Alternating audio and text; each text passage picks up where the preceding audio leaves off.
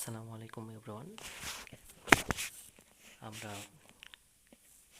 Core safari পার্কের ভিতরে হরিণ সাফারিতে প্রবেশ করেছি। আফ্রিকান সাফারি পার হয়ে আমরা এখন হরিণ সাফারিতে আছি। এখানে আমরা দেখতে পাবো হরিণ,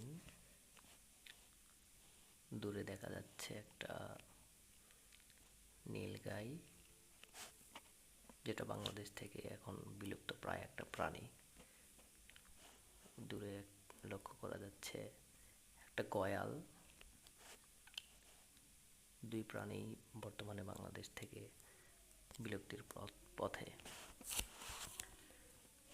বন্যপ্রাণী আমাদেরকে সংরক্ষণ করতে হবে, না হলে কালের বিবর্তনে আমরা হারিয়ে ফেলব এসব বন্যপ্রাণীদেরকে। আমরা নীলগাই দেখতে পাচ্ছি একটা।